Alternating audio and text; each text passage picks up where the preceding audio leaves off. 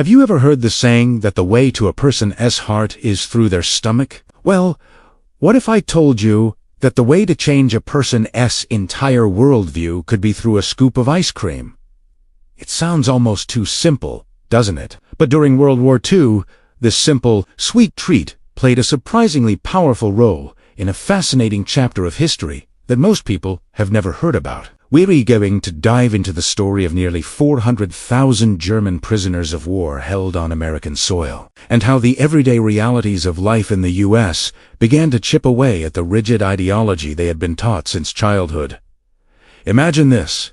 You're a young German soldier. For years, you've been told that America is a decadent, collapsing society, weakened by racial mixing and capitalist greed. You've been shown propaganda films depicting widespread poverty and misery. Your leaders have assured you that the German way of life, built on discipline, racial purity, and National Socialism, is superior in every conceivable way. This isn't just a political opinion.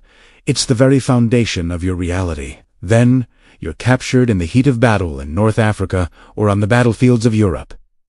You brace yourself for the worst. You expect harsh treatment, starvation, and cruelty from your decadent enemies. After a long journey across the Atlantic, you arrive in the United States, a place you've only known through a distorted lens of propaganda. You're taken to a prisoner of war camp, perhaps in a place you've never even heard of, like Texas, Arizona, or Wisconsin, and what you find there completely upends your expectations. Instead of the squalor and brutality you were prepared for, you find clean barracks, organized facilities, and something else that's truly shocking. An abundance of food. Not just sustenance, but good food and lots of Italiano. We're talking fresh meat, vegetables, coffee with real sugar, and white bread luxuries that had become distant memories back in war-torn Germany. And then there was the ice cream to the German prisoners.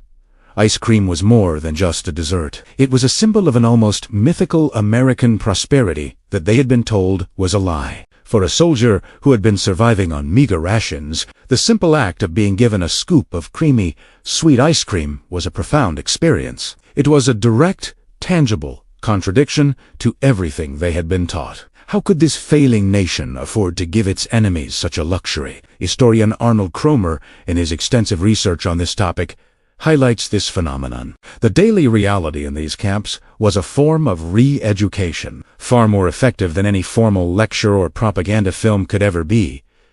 This wasn't just about food, though the prisoners were often put to work on local farms or in factories to help with the wartime labor shortage. This brought them into direct contact with everyday Americans. They worked alongside farmers, factory workers, and their families. And again, what they saw was a stark contrast to their indoctrination. They saw a diverse society where people from different backgrounds worked together. They saw that American farmers weren't the downtrodden peasants from their propaganda, but often owned their own land, drove their own cars, and lived with a degree of freedom and prosperity that was unimaginable back home. Think about the cognitive dissonance this would create. On one hand, you have years of deeply ingrained ideology telling you that America is weak and degenerate. On the other hand, you have the daily, undeniable evidence of your own senses. The kindness of a farmer's wife who offers you a cold drink on a hot day, the sheer variety and availability of goods in a small-town general store, and,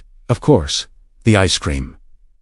These weren't grand political debates. They were small, personal, human interactions, and they were powerful. The American authorities were, in some ways, aware of this. They initiated a secret re-education program, but they quickly realized that direct propaganda was often counterproductive. The most hardened Nazis in the camps would resist it fiercely.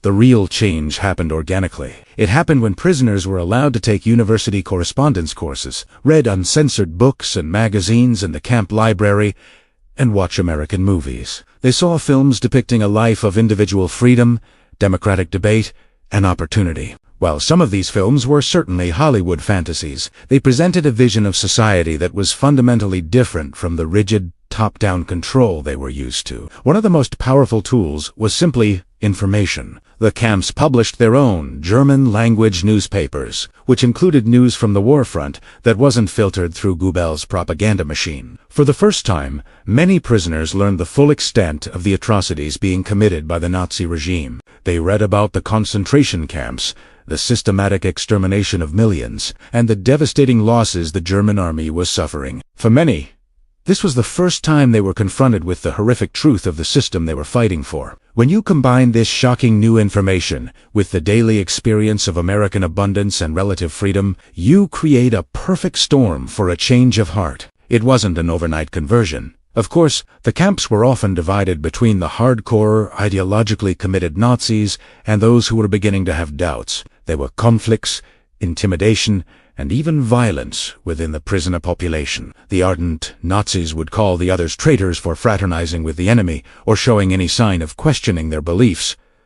But slowly, steadily, the seeds of doubt grew. A prisoner might start by admitting, perhaps only to himself, that the food was better here. Then he might notice that the American guards treated him fairly, even humanely. He might read a book that opened his mind to a new idea. Each of these moments was like a small crack in a thick wall of indoctrination. The ice cream wasn't a magic potion that instantly denazified a soldier. Rather, it was the first crack. It was the undeniable, physical proof that the world was not as black and white as they had been told. It was the first question in a long series of questions.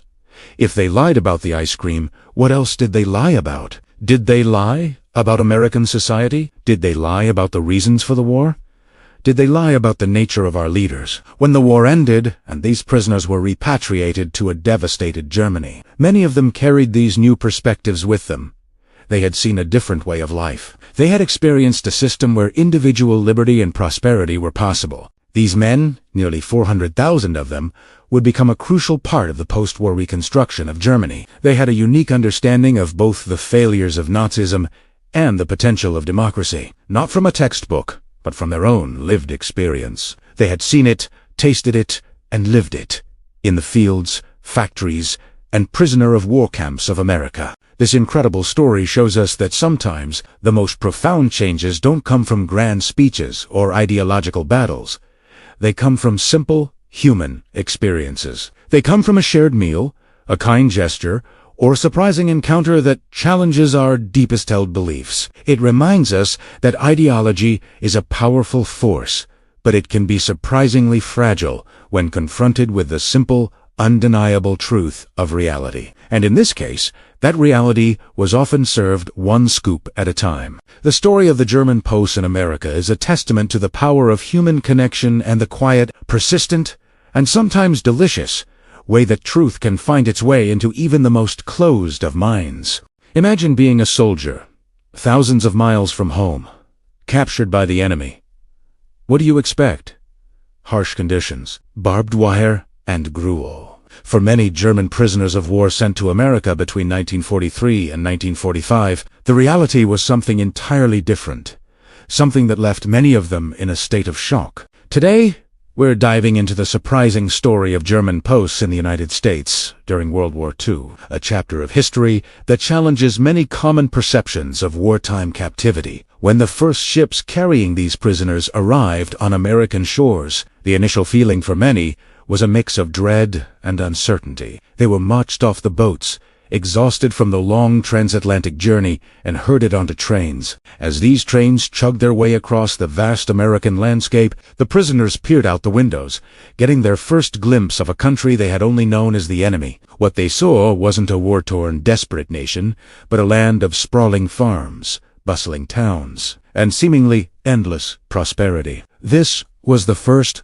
of many surprises. Their destinations were hundreds of POW camps scattered across the country, from the farmlands of the Midwest to the forests of the Northeast and the cotton fields of the South, according to official records from the U.S. National Archives. These camps were built and run in accordance with the 1929 Geneva Convention. This meant prisoners were entitled to proper housing, food, medical care, and opportunities for recreation and work. For the American authorities, this wasn't just about following the rules. It was also a strategic move. The hope was that by treating German prisoners humanely, American soldiers captured by Germany would receive better treatment in return. It was a calculated policy of reciprocity. As the German soldiers stepped into these camps, their surprise only grew. Instead of the grim, squalid conditions they might have braced for, they found organized, clean facilities. The barracks were simple but well-maintained. The daily routines were structured and predictable, providing a sense of stability in the midst of uncertainty. Many prisoners, in letters, home, and post-war memoirs, described their astonishment. They wrote about the cleanliness of the washrooms, the orderliness of the mess halls, and the sheer amount of space. One former prisoner recalled thinking he had arrived at a luxury camp compared to what he had experienced on the front lines. The food was another major shock. The prisoners received rations that were often better and more plentiful than what they had been. Eating as soldiers in the German army, especially in the later years of the war. Their diet was based on the standard rations for American soldiers, though without some of the luxuries. We're talking fresh bread, meat, vegetables, and even coffee. For men who had been subsisting on meager battlefield rations, this was a revelation. It wasn't just about the quantity, it was the quality and variety that left a lasting impression. This initial experience of American abundance, even within the confines of a prison camp, started to subtly reshape their views of the nation they were fighting. Of course, life in the camps wasn't a vacation. They were still prisoners, separated from their families and their homeland by an ocean and a brutal war. The initial days and weeks were filled with a process of adjustment. They had to navigate a new environment, new rules, and a new social hierarchy within the camp itself. The camps were often internally managed by the prisoners, with German officers or non-commissioned officers maintaining discipline. This created a complex social dynamic. There were the die-hard Nazis who remained loyal to the regime and tried to enforce its ideology. And there were others who were disillusioned with the war and more open to their new circumstances. This internal tension was a constant feature of camp life. The American camp commanders had their own challenges. They had to manage tens of thousands of enemy soldiers on home soil, a massive logistical and security undertaking. They had to prevent escapes, quell potential riots, and deal with the internal politics of the prisoner population. At the same time, they were responsible for upholding the standards of the Geneva Convention. It was a delicate balancing act. Many of the American personnel assigned to these camps were soldiers who were not fit for combat duty, so they too were learning on the job. But for the German prisoners, these initial impressions were powerful. The order, the cleanliness, the surprisingly good food, it all painted a picture of America that was starkly different from the one presented by Nazi propaganda. They had been told America was a decadent, weak, and chaotic society on the verge of collapse. What they saw with their own eyes was a nation that was organized, powerful, and incredibly resourceful. This cognitive dissonance, this gap between propaganda and reality, planted a seed of doubt in many of their minds. It was the beginning of a process of re-education, not through formal lectures or classes, but through the simple, undeniable evidence of their daily lives. One of the most significant aspects of this experience was the introduction to American democracy and culture, even in a limited way. Prisoners were allowed to receive mail, read camp newspapers, and even listen to the radio. While the content was censored, it still provided a window into a world of free press and open debate that was unimaginable back in Germany. They could read about different political opinions, learn about the American way of life, and hear music that wasn't approved by the state. For many, this was their first real taste of a society that wasn't controlled by a totalitarian regime. This initial phase of arrival and adjustment set the stage for the rest of their time in America. It was a period of profound culture shock, where expectations collided with a surprising reality. The American approach to handling prisoners of war, guided by both international law and strategic self-interest, had an unintended and transformative effect. It didn't just contain enemy soldiers, it began to change them. The seeds of doubt planted in those early days would continue to grow as the prisoners spent months, and in some cases years, living and working in the heart of the country they had once called their enemy. Their journey was far from over, and the experiences that followed would be even more surprising. But let's pause here for a moment. What do you think? Were you surprised to hear about these conditions? This story is a testament to how reality can often be more complex and nuanced than the simple narratives of war we reused to. It shows that even in the midst of a global conflict, moments of unexpected humanity and strategic foresight can emerge, leading to outcomes that no one could have predicted. In the next part of our story, we'll explore what happened after these initial impressions. We'll look at how these prisoners were put to work on American farms and in factories, how they interacted with local communities, and how some even found friendship and romance in the most unlikely of places. It's a fascinating tale of human connection in the shadow of war. Have you ever wondered what prisoners of war talked about? You might imagine them discussing escape plans, battle strategies, or maybe just dreaming of home. And you'd be right. But one of the most common topics, appearing again and again in their letters and diaries, was something much simpler. Food. It might sound trivial, but for these men, food was a powerful symbol. It wasn't just about survival. It was about memory, morale, and even a strange sort of cultural exchange. When we think of POW camps, we often picture grim conditions and meager rations. And while that was certainly true in many cases, especially in the Pacific Theater, the story in some European camps was surprisingly different. In fact, one of the most frequently mentioned items in letters from Allied prisoners in German camps was ice cream. Yes, you heard that right. Ice cream. This simple dessert became a fascinating point of comparison. According to research cited by BBC History, the regular provision of meals that included dairy products and even desserts was a stark contrast to what was happening back home. In places like Britain, wartime rationing was severe. Civilians were dealing with shortages of everything from eggs to sugar. So, when a soldier wrote home about having ice cream in a POW camp, it was more than just a culinary note. It was a shocking revelation. Imagine receiving a letter from your son, brother, or husband, who you assume is suffering in a prison camp, and is talking about eating ice cream. Meanwhile, you're at home, struggling to make a decent meal with your ration book. This created a strange disconnect. It highlighted the vast differences in supply chains and the economic realities of the war. For the prisoners, it was a small taste of normalcy, a morale booster that connected them to a life before the war. For the families at home,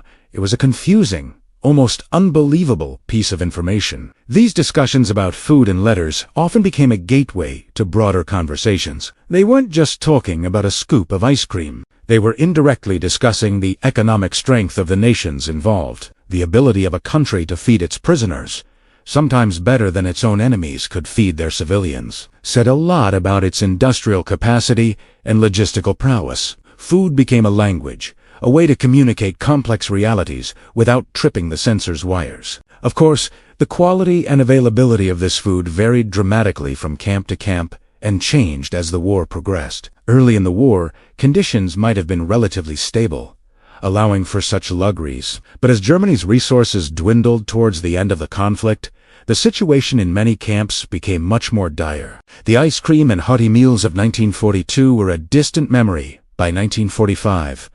So, why was there ice cream in the first place? It largely came down to the Geneva Convention and the role of the Red Cross.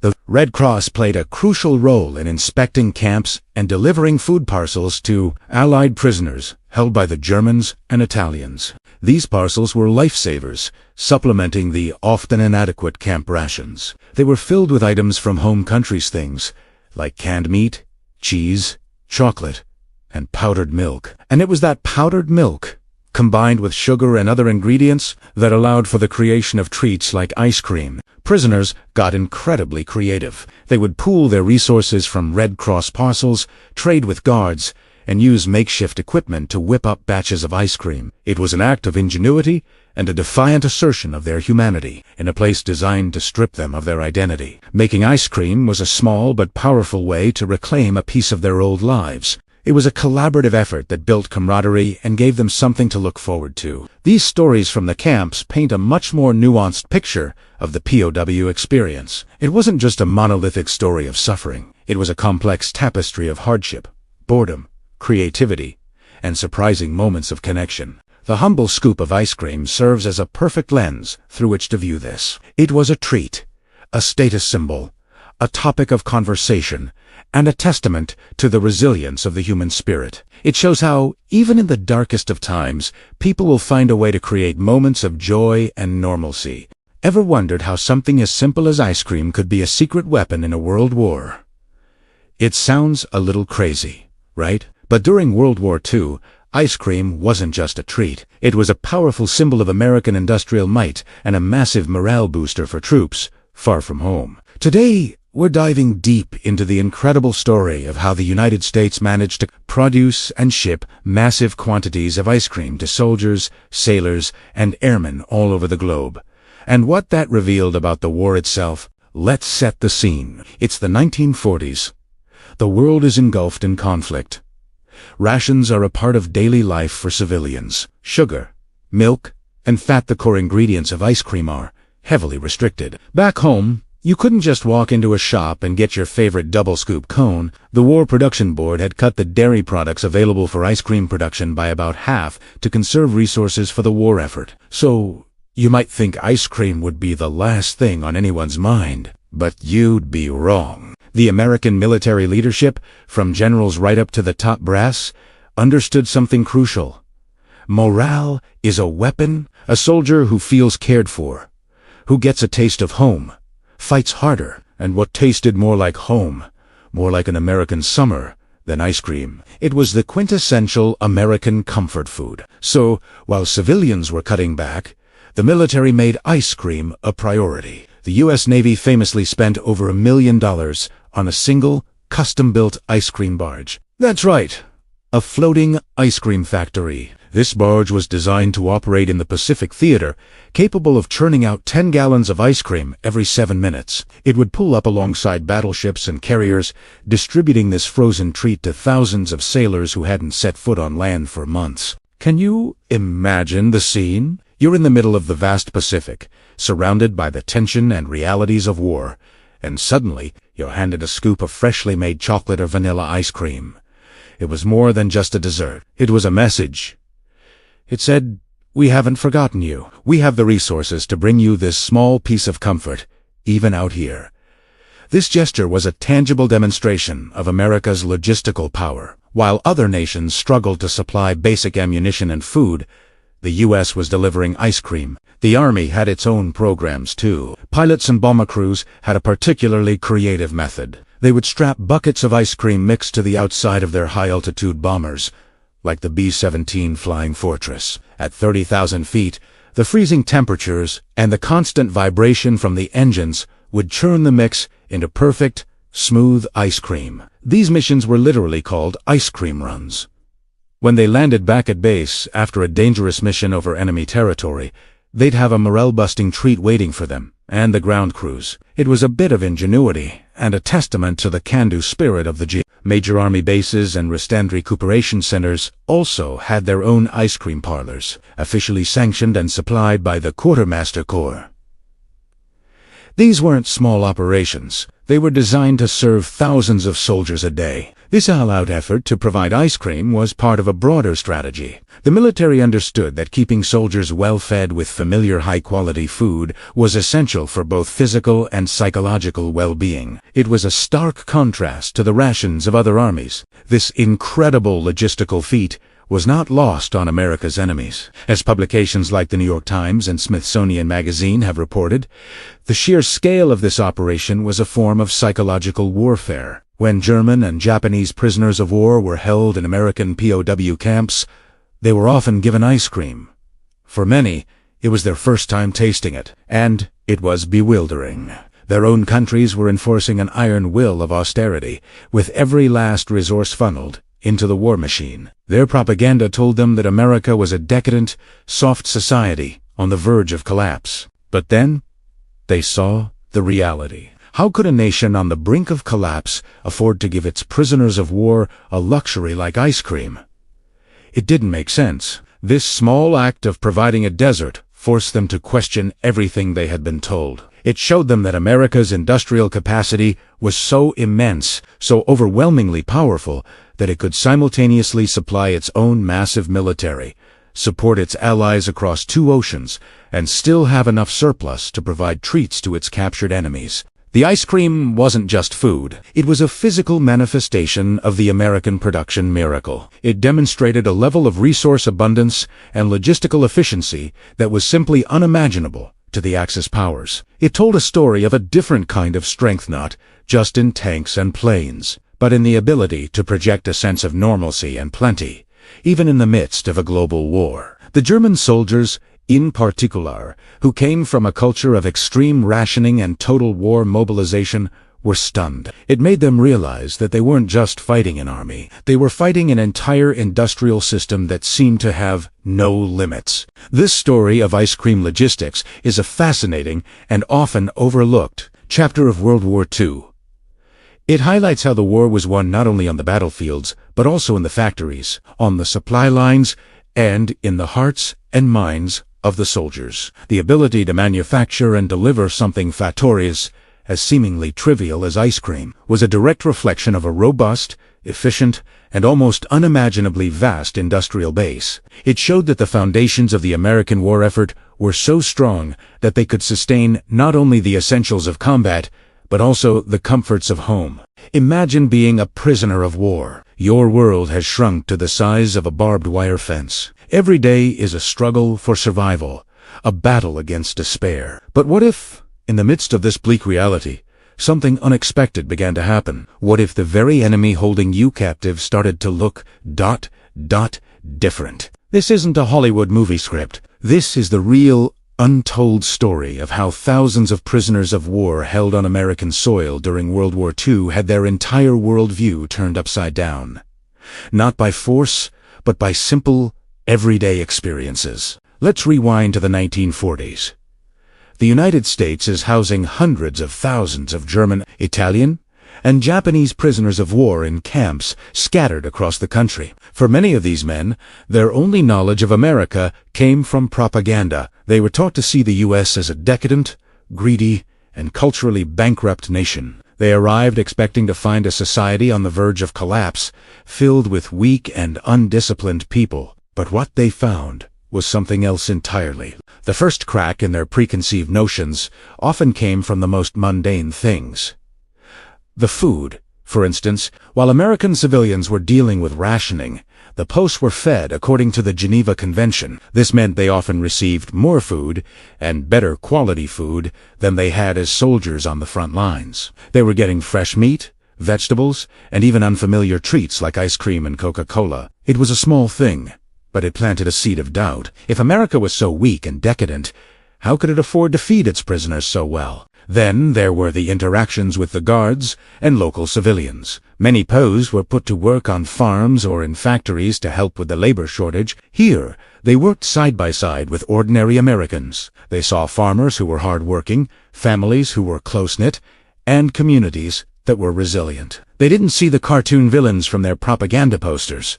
They saw people who were sometimes curious, sometimes wary, but often surprisingly kind. A German POW might share a lunch with an American farmer, trading stories about their families and their lives before the war. These weren't grand political debates. They were simple human connections that chipped away at the wall of hatred. Historian David Goldfield points out a crucial element in this transformation. He notes that it wasn't formal re-education programs or lectures that changed these men's minds. It was the practical experiences. It was seeing a guard share his newspaper, or a local church group donating books and musical instruments to the camp. It was witnessing the sheer scale of American industrial production firsthand, something their own leaders had assured them was impossible. The evidence of their own eyes began to contradict the ideology they had been fed their entire lives. Inside the camps, a surprising intellectual life also began to flourish. The YMCA and other organizations provided books, leading to the creation of extensive camp libraries. POWs, with academic backgrounds, started organizing classes for their fellow prisoners. You could find lectures on everything from engineering and agriculture to philosophy and English. These barbed wire universities, as they were sometimes called, became hubs of learning and debate. Men who had been taught to think in rigid ideological terms were suddenly exposed to a world of new ideas. They read American literature, studied American history, and began to form more nuanced, complex opinions. Of course, not every prisoner was converted. Many remained staunchly loyal to their home countries and ideologies until the very end. Tensions and conflicts existed within the camps between the hardliners and those whose views were softening. But for a significant number, the experience was transformative. They entered as enemies, convinced of their own superiority and the depravity of their captors. They left with a completely new perspective. When the war ended, and these men were repatriated, many faced a difficult reality. Their homes were destroyed, their countries were in ruins, and the ideologies they had fought for were discredited. But for those who had been in the American camps, they carried something else back with them. A memory of a different way of life. They had seen a democratic society in action, warts and all. They had experienced a level of personal freedom and material well-being that was unimaginable back home. In the post-war years, this experience had a lasting impact. Many former POWs became informal ambassadors for goodwill between their home countries and the United States. They wrote letters to the American families they had worked for, maintained friendships with former guards, and shared their stories with their communities. They played a quiet but important role in rebuilding the bridges that the war had burned. Some even chose to immigrate to the United States years later, bringing their families to the country they had once fought against. The story of these POWs is a powerful reminder that minds are rarely changed by force or argument alone. More often, it's the simple, undeniable truth of personal experience that breaks down the walls of prejudice. It's seeing the humanity in your enemy, sharing a meal, or discovering a new idea in a book. It shows that even in the darkest of times, in the most unlikely of places, understanding and transformation are possible. The quiet revolution that happened in these camps wasn't won on a battlefield. It was won in the hearts and minds of the prisoners, one small, everyday experience at a time. It's a testament to the power of human connection to overcome even the deepest divides.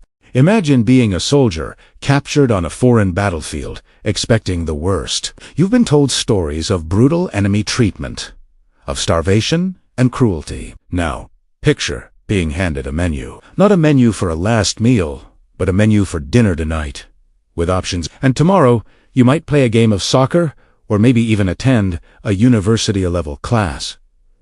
This wasn't a dream. For many German prisoners of war held in the United States during World War II, this was their surprising reality. Today, we're diving deep into one of the lesser-known chapters of the war, the life of German POWs on American soil. We're going to explore how the U.S. handled the nearly 400,000 enemy combatants in its care. A story that challenges many of our preconceived notions about war and captivity. The official records from the U.S. War Department paint a fascinating picture, one that's far more complex than simple black-and-white narratives of good versus evil. The foundation for this treatment was the 1929 Geneva Convention. This international agreement laid out specific rules for how prisoners of war must be treated. It wasn't just a suggestion, it was the law. The U.S. government took its commitment to the convention seriously for both moral and strategic reasons. One major strategic consideration was reciprocity. There were tens of thousands of American soldiers held in German POW camps. By treating German prisoners humanely, the U.S. hoped, and often publicly stated, that Germany would be encouraged to do the same for captured Allied troops. It was a haystacks gambly, a plea for humanity in the midst of global conflict. So, what did this humane treatment actually look like in practice? Let's start with the basics. Food and shelter. Upon arrival in the States, after a long journey across the Atlantic, many German soldiers were malnourished and weary from combat. They were often shocked to find the camps provided food in quantities and quality they hadn't seen in years. The official policy was that POWs were to receive a diet equivalent to that of American soldiers stationed in the U.S. This meant 3 meals a day, with an emphasis on calories and nutrition. We're talking about meat, fresh vegetables, milk, coffee, and even dessert. For soldiers who had been subsisting on meager battlefield rations, this was a world away from their previous reality. But it wasn't just about keeping them fed. The U.S. also established a vast network of over 500 camps across the country, mostly in rural areas where the prisoners' labor could be utilized. These camps were built to specific standards. They weren't luxury resorts, of course, but they provided solid barracks, sanitation facilities, and medical care. The medical attention, in particular, was on par with what American soldiers received. Dentists, doctors, and infirmaries were standard in these camps. For many prisoners suffering from old wounds or illnesses, this was the first proper medical care they had received in a long time. Now, let's talk about something that might seem counterintuitive: keeping enemy soldiers busy and entertained. The War Department quickly realized that idle hands could lead to trouble escape attempts, low morale, and internal conflicts. The solution was a comprehensive program of work and recreation. The Geneva Convention allowed for non-commissioned officers and enlisted men to be put to work, as long as it wasn't directly related to the war effort. And America had a massive labor shortage, with so many of its own men fighting overseas. So, German posts became a crucial part of the American home front economy. They worked on farms, harvesting crops like cotton in the South and sugar beets in the Midwest. They worked in canning factories, lumber mills, and on infrastructure projects. This wasn't slave labor. The prisoners were paid for their work. The standard rate was 80 cents a day, paid in camp scrip, not U.S. currency. This scrip could then be used at the camp canteen to buy small luxuries like cigarettes, candy, soft drinks, and even beer. Yes, beer was often available. This system provided a sense of purpose and a way to pass the long days, all while contributing to the American economy. The work program was a huge success. Farmers, initially skeptical of having the enemy working their fields, often came to rely on and even befriend the prisoners. Stories abound of small kindnesses, of farming families sharing extra food with the posts or inviting them for a meal. Despite strict rules against fraternization, these personal interactions began to break down the barriers of wartime propaganda, showing both sides the humanity of the other. When the workday was done, life in the camps was surprisingly structured and full of activities. The War Department, guided by the YMCA and other organizations, implemented a robust recreation program. Sports were incredibly popular. Soccer fields were a common sight, and fierce leagues were organized between different barracks and even different camps. Softball, volleyball, and boxing were also common. These activities were more than just fun and games. They were a vital outlet for stress and aggression, channeling energy in a positive direction. Beyond sports, the intellectual and cultural life within these camps was astonishing. The U.S. provided libraries stocked with books in German. Of course, they could read classic literature, contemporary novels, and non-political magazines. Many camps published their own newspapers, written and edited by the prisoners themselves. These papers, like Der Ruf or The Call, became important forums for debate and creative expression. Furthermore, education was a cornerstone of the camp experience. The U.S. saw an opportunity not just to house prisoners, but to potentially re-educate them away from Nazi ideology. They established camp universities, with prisoners who were professors or teachers in their civilian lives leading courses. Subjects ranged from English language and American history to mathematics, engineering, and art. For many younger soldiers whose education had been cut short by the war, this was a chance to learn and prepare for a post-war future. Some prisoners even earned certificates that were later recognized by German universities. Art and music also flourished. Many camps had their own orchestras and theater groups. Prisoners built their own instruments from scrap materials and put on surprisingly professional productions of plays and concerts. They painted, sculpted, and wrote poetry. This creative expression was a powerful way to process their experiences, combat boredom, and maintain a sense of identity and culture far from home. It was a way to remain human in the dehumanizing environment of a prison camp. Of course, we must be careful not to romanticize this experience. These were still prison camps. Barbed wire, guard towers, and daily roll calls were constant reminders of their status as captives. Homesickness was rampant. Anxiety about their families back in a war-torn Germany was a heavy burden, and not all prisoners were the same. The camps were often internally divided between ardent Nazis and those who were anti-Nazi or simply These internal tensions could sometimes lead to conflict and violence, managed by the American authorities and the prisoners' own internal camp leadership. The U.S. also ran a secret re-education program aimed at a select group of prisoners. At camps like Fort Hunt, Virginia, they identified anti-Nazi posts and trained them in democratic principles, hoping they would become future leaders in a post-war Germany. This was a sophisticated psychological operation, a quiet battle for hearts and minds happening right here on American soil. As the war drew to a close and Germany surrendered, the process of repatriation began. For many, this was a moment of joy mixed with deep uncertainty. They were going home. But to what? A country in ruins, divided and occupied. The return journey was often slow and arduous. Yet, many of these former prisoners took something unexpected back with them.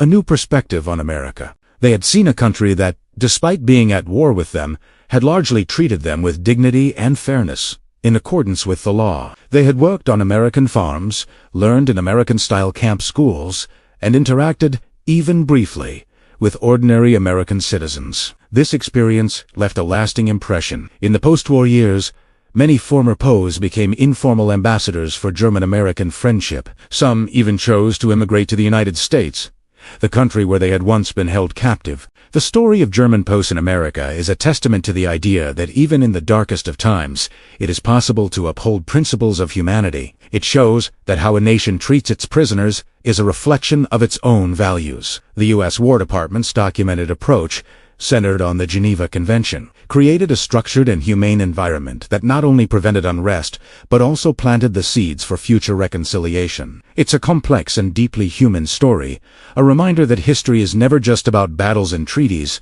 but about the individual lives caught in the currents of conflict. Have you ever wondered what goes through a soldier's mind when they become a prisoner of war? Beyond the daily struggle for survival, their experience often became a unique, albeit foresaid, anthropological study.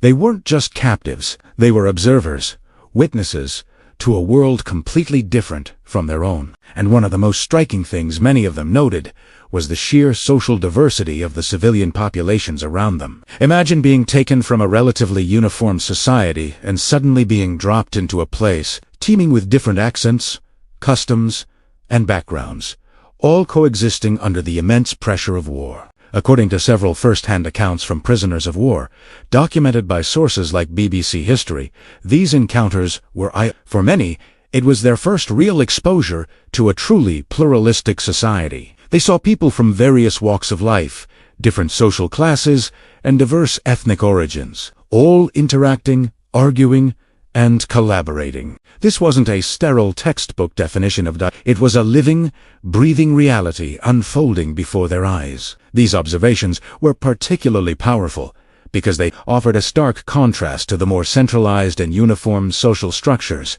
that many of the soldiers were used to back home, or the rigid, ideologically driven societies of their captors. Think about the context. These POs were living in a controlled, homogeneous environment within the prison camps. Yet, just beyond the wire, they could see a complex social fabric. They might hear different languages or dialects spoken by vendors at a local market. They might see interactions between people who, in another context, might have been segregated or stratified. This wasn't just a curiosity. It was a profound lesson in social dynamics. It showed them that a society could be messy, multifaceted, and decentralized, yet still function even through the most challenging circumstances imaginable. One British POW held in Germany, for example, described his astonishment at the regional differences he observed among the German civilians he encountered. He noted the distinct cultural identities between a Bavarian farmer and a Prussian official, something he hadn't considered before. His prior understanding of the enemy was monolithic, a single entity, but his direct observation shattered that illusion, replacing it with a more nuanced picture of a nation comprised of diverse peoples. This wasn't about sympathizing with the enemy, but about understanding the human complexity on the other side of the conflict. These encounters provided a first-hand education in how a pluralistic society operates. The soldiers saw that unity didn't have to mean uniformity. A nation could be strong, not despite its differences, but perhaps because of them. They witnessed a society where debate, disagreement, and diverse viewpoints were part of the public sphere. A stark contrast to the top-down, single-narrative model promoted by totalitarian regimes. This exposure to a functioning, albeit stressed, pluralistic society could have had a lasting impact on their own political and social beliefs when they eventually returned home. It is fascinating to consider that some of the most profound insights into the nature of society came from those who were forcibly removed from it. Their position as outsiders gave them a unique vantage point. They could see the patterns and interactions that people living within the society might take for granted. They observed how social cohesion was maintained not through forced conformity, but through a complex web of mutual dependencies, shared spaces, and negotiated differences. The civilian world they spied from their camps became a real-world laboratory for understanding social resilience. These accounts also challenge our common perceptions of the POW experience. We often focus, rightly so, on the hardship, the brutality, and the struggle for survival. But we shouldn't overlook the intellectual and observational life of the prisoners. Many kept secret diaries, wrote letters, or simply committed their observations to memory. They were analyzing, processing, and trying to make sense of the world they were in. The diversity of the civilian population was a recurring theme in these reflections, a puzzle that many tried to solve. The contrast was often the key. For a soldier from a small, rural town, seeing a bustling, multicultural city, even one scarred by war, could be a transformative experience. For someone who grew up in a society with rigid class lines, witnessing a more fluid social landscape could challenge their deepest assumptions.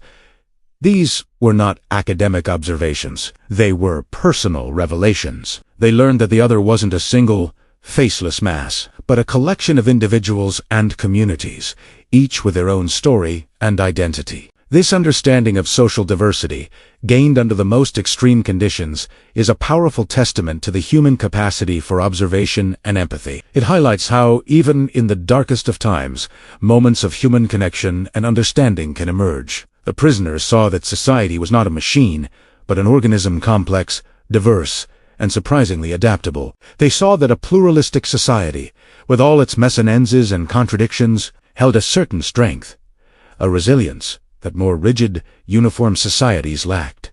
Imagine being captured in a foreign land, a prisoner of war. Your world shrinks to the size of a camp.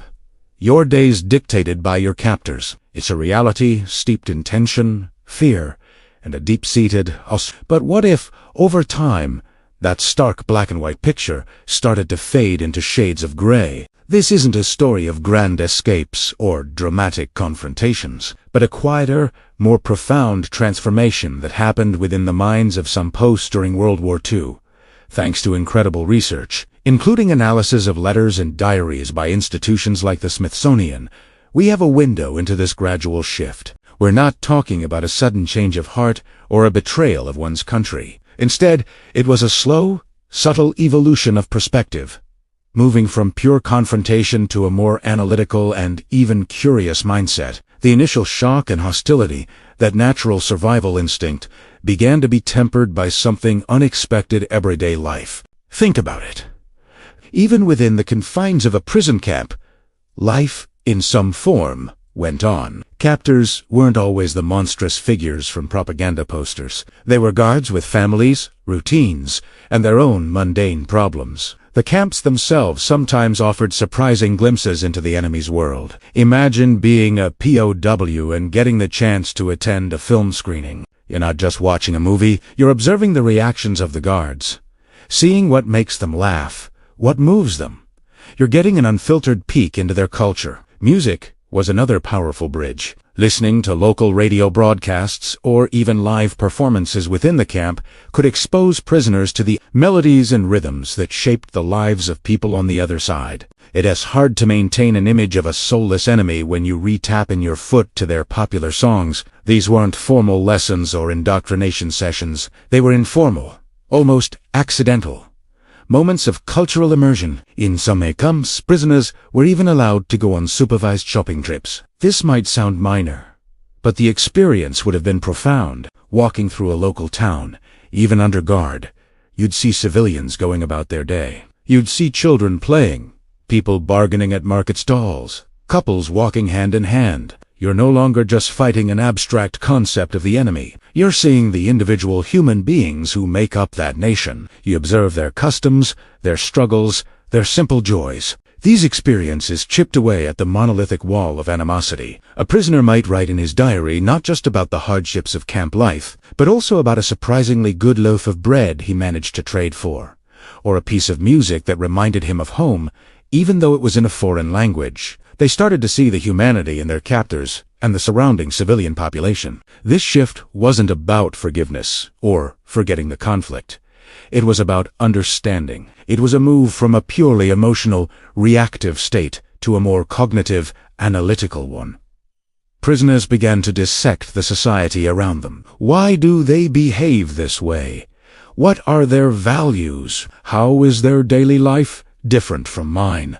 And in what ways is it the same? The enemy became less of a caricature and more of a complex, three-dimensional entity. This psychological evolution had significant implications. For some, it was a coping mechanism, a way to make sense of their surreal circumstances and find a semblance of normalcy. By engaging their minds analytically, they could distance themselves from the immediate trauma of their situation. It transformed them from passive victims into active observers, anthropologists, in the most unlikely of settings. This more nuanced view could also be incredibly valuable. When these POs were eventually repatriated, they brought back not just stories of survival, but also a deep, first-hand understanding of the adversary's culture, mindset, and societal structure. This was intelligence of a different kind, not about troop movements or military secrets, but about the heart and soul of a nation. It's the kind of insight that's crucial for building lasting peace after a conflict ends. So, when we think of prisoners of war, let's remember the full spectrum of their experience. Beyond the barbed wire and the watchtowers, a quiet, internal journey was taking place. A journey from confrontation to comprehension, fueled by the simple, shared experiences of being human, watching a film, hearing a song, or just observing daily life unfold. It's a powerful reminder that even in the darkest of times, the human capacity for understanding and analysis can find a way to shine through.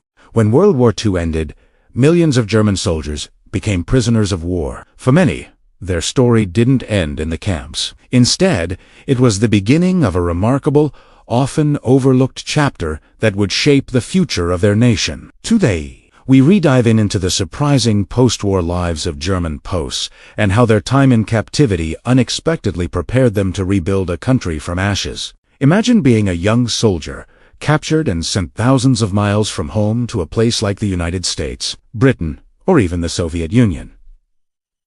The experience was undoubtedly harsh and filled with uncertainty. Yet, for a significant number of these men, captivity became an unlikely classroom. In American camps, for instance, many were exposed to democratic ideas, university-level courses, and a way of life starkly different from what they had known under the Third Reich.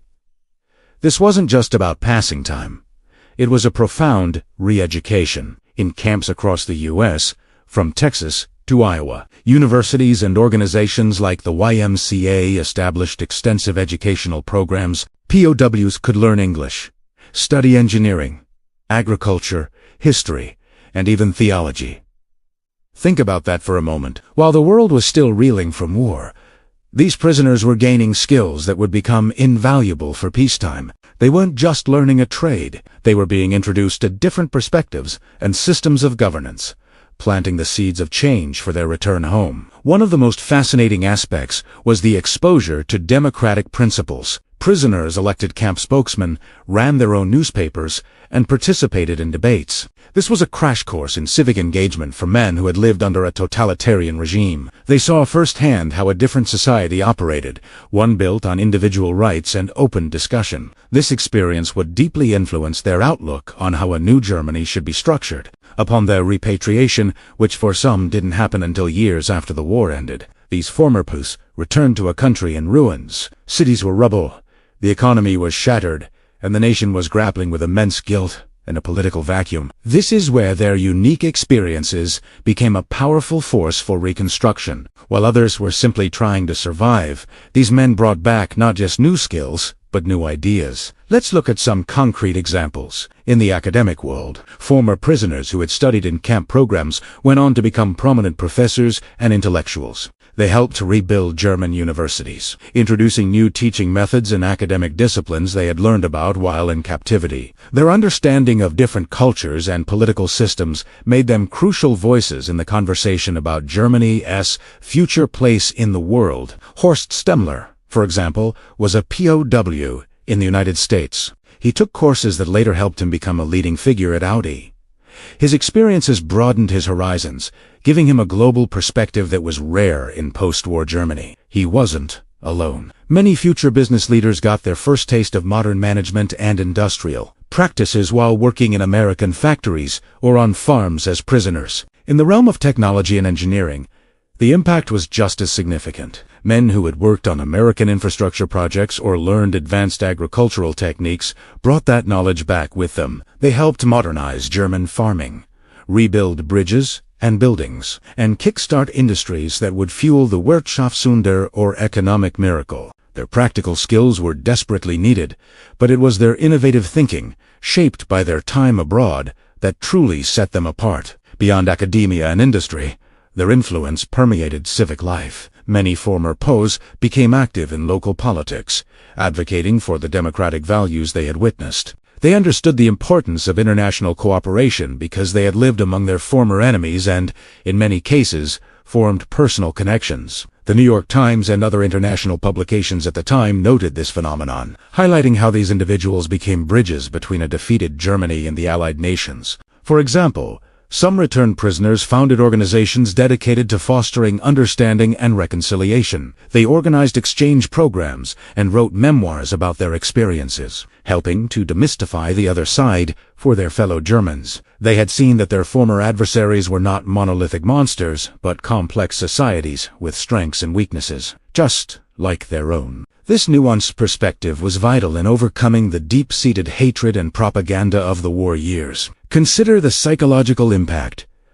Returning home was a complex process. These men had been away for years, and both they and their country had been irrevocably changed. Yet, for many, the structured environment and educational opportunities in the camps had given them a sense of purpose that helped them navigate the chaos of post-war Germany. They had a mission: to use what they had learned to build something better. This story challenges the simple narrative of victors and vanquished. It shows that even in the darkest of times, human connection and education can sow the seeds of a brighter future. The German POWs, who returned with new skills and a broader worldview, weren't just rebuilding structures. They were helping to reconstruct a national identity, one based on democracy, openness, and cooperation. Their contributions were a quiet but powerful engine of change. They were the engineers, the teachers, the politicians, and the artists who infused a new spirit into German society. It's a powerful testament to the idea that experience,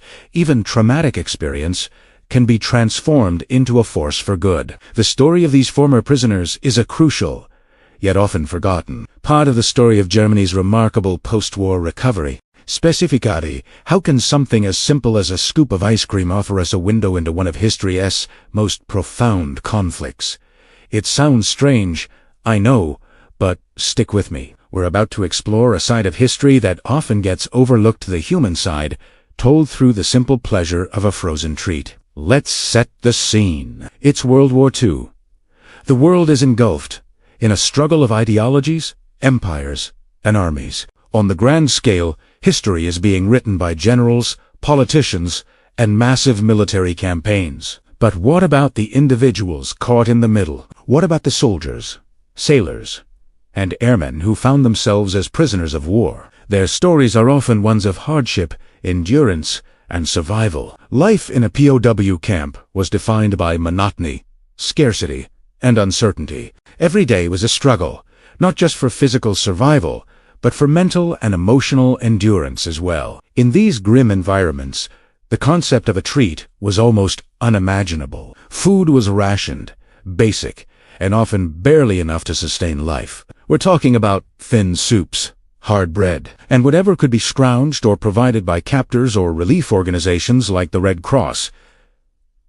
The diet was monotonous and nutritionally poor. So, you can imagine that the thought of something like ice cream was a distant, almost dreamlike memory of a world left behind, a symbol of home, of peace, of normal life. Now, here's where our story takes an interesting turn. The experience of a prisoner of war varied dramatically depending on who their captors were. The conditions in a Japanese or German POW camp were notoriously brutal. But for German and Italian prisoners of war held in the United States, the story was often quite different. America, geographically isolated from the main theaters of war, became home to hundreds of thousands of Axis prisoners, and according to the Geneva Convention, these prisoners had to be treated humanely. This humane treatment extended to their diet. While American citizens on the home front were dealing with strict rationing of things like sugar, meat, and coffee, the posts held on American soil were, by international law,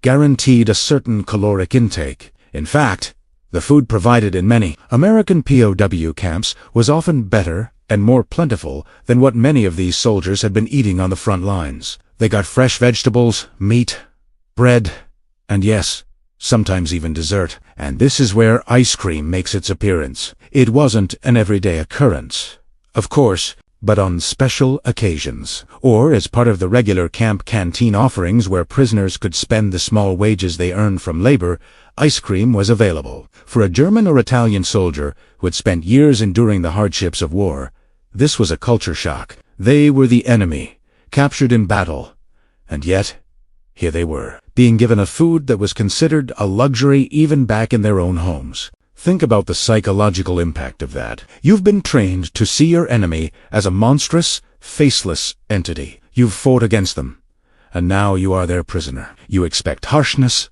deprivation, and cruelty. Instead, you're given a scoop of vanilla ice cream. It's a small thing, but it completely upends your expectations. It humanizes your captors. It introduces a crack in the propaganda you've been fed your entire life. Suddenly, the enemy isn't just a uniform. They're people who run a system where even prisoners get dessert. Historians who have studied the letters and diaries of these prisoners have found this theme repeated over and over. They wrote home, describing their surprise and disbelief at the conditions. They talked about the food, the movies they were shown, and the relative freedom they had within the camps. One German POW held in a camp in Texas later recalled how tasting ice cream for the first time was a moment of profound confusion. It was so delicious, so American, and so completely at odds with his reality as a prisoner of war. He wrote that it made him question what he was even fighting for. This wasn't some grand, top-down strategy by the U.S. military to win hearts and minds with frozen deserts. It was simply a byproduct of American culture and its adherence to the rules of war. America had a thriving dairy industry and a culture that loved ice cream. It was a common, accessible treat for Americans, so it made its way into the supply chain for the POW camps. The military leaders weren't thinking, let's give them ice cream to make them love democracy. They were just feeding them according to regulations. But the unintended consequences were significant. For many of these prisoners, their time in the United States fundamentally changed their worldview. They saw a country that was prosperous, confident, and, in their experience, surprisingly generous. They saw a system that worked, that could fight a world war while still having enough surplus to give ice cream to its enemies. This experience didn't necessarily make them pro-American overnight, but it planted a seed of doubt about the narratives their own governments had pushed. When these men were eventually repatriated after the war, they brought these experiences back with them to a devastated Germany and Italy. They became, in a sense, unwilling ambassadors of a different way of life. As Germany was being rebuilt, these former prisoners often had a more nuanced and less hostile view of the United States. They had seen firsthand that Americans weren't the monsters of propaganda. They were people who ate ice cream. This subtle influence is what historians refer to when they say that small, seemingly ordinary aspects of daily life can shape how individuals interpret grand historical events. The outcome of World War II was decided by military might, economic power, and strategic genius, of course, but the nature of the peace that followed, especially in the early days of the Cold War, was shaped by millions of individual attitudes and experiences. The re-education of former Axis soldiers was a massive post-war project, but for some, that education had already begun, unofficially, in a POW camp canteen, somewhere in the American heartland. It's a powerful reminder that history isn't just about battles and treaties. It's about people, and people's perspectives are shaped by their lived experiences, the big and the small, the feeling of safety, the kindness of a guard, the shock of seeing a movie, or, to simple, unexpected pleasure of tasting ice cream on a hot day. These moments don't win wars, but they can influence the peace. They can change a person's mind in a way that no political speech ever could. So, the next time you enjoy a scoop of your favorite flavor, think about its hidden history. It's not just a dessert, it's a cultural artifact. It's a symbol of prosperity, a taste of home, and in some of history's darkest moments, it was an unexpected and powerful agent of change, subtly reshaping the perspectives of those who had every reason to hate the hands that fed them. It's a testament to the idea that sometimes the softest power can have the most lasting impact.